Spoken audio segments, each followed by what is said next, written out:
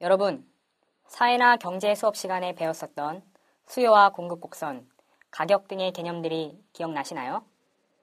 그 중에서도 가격이란 개념은 수요 곡선과 공급 곡선이 만나서 생기는 것으로 시장 경제의 자원 배분 과정에서 여러 핵심적인 역할을 합니다.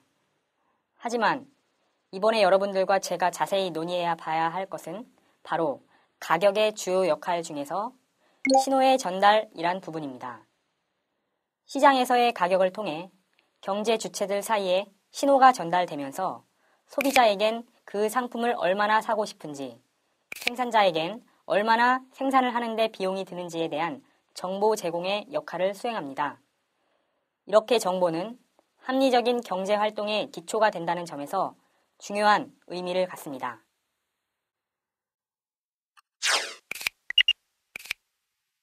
하지만 현실의 경제에선 경제 주체들이 서로 불완전한 정보를 갖고 있는 경우가 많으며 일반 경제학에선 대부분의 정보가 완전하게 갖추어져 있다는 가정하에서 결론을 도출하고 있기 때문에 현실 생명력에 한계를 갖기도 합니다. 특히 환경오염을 가리켜서 부정적인 외부 효과의 대표적인 예로 듭니다. 이러한 부정적인 외부 효과는 경제, 특히 시장 내부에서 전혀 비용을 발생하지 않게 파악을 합니다. 결국 이러한 비용 자체를 0이라고 보는 것은 현대 경제학의 기초가 되는 케인즈 시대, 무한한 자원을 확보할 수 있으며 환경오염의 문제가 전혀 문제가 되지 않는 그런 시점에선 가능했지만 현재에선 도저히 그 비용을 0이라고 가정할 수 없는 시대가 되었으며 기존 실물 경제에서 막대하고 광범위하게 발생하는 비용의 근원이 되어버렸습니다.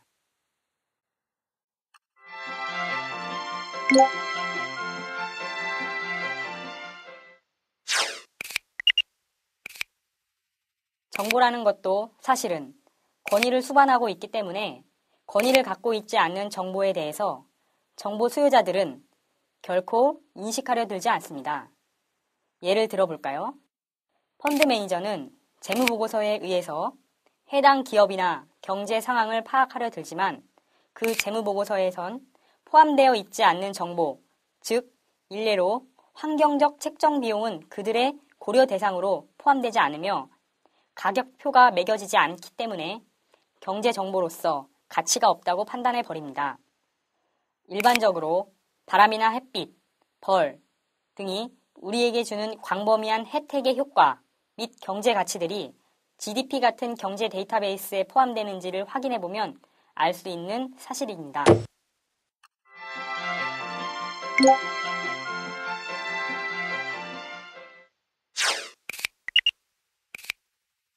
그렇다면 우리는 어떠한 대안을 모색해야 할까요?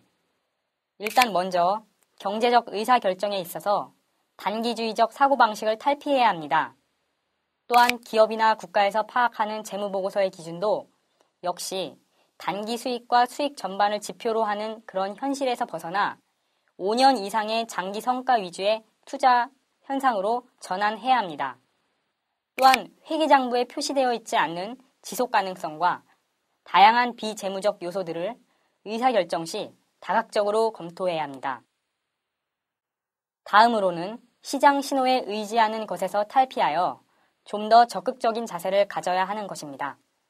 그것의 대표적인 방법들로는 실제 환경 비용을 내재화하는 오염원, 예를 들어 이산화탄소에 대한 세금을 부과하는 것이 있습니다.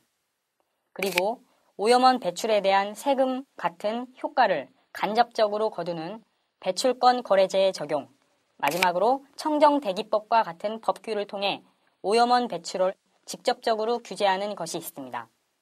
결국 환경적인 비용에 대해서도 가격표를 매기게 하여 이를 경제정보 안에서 비용 요소로 확인을 해야 하는 것입니다.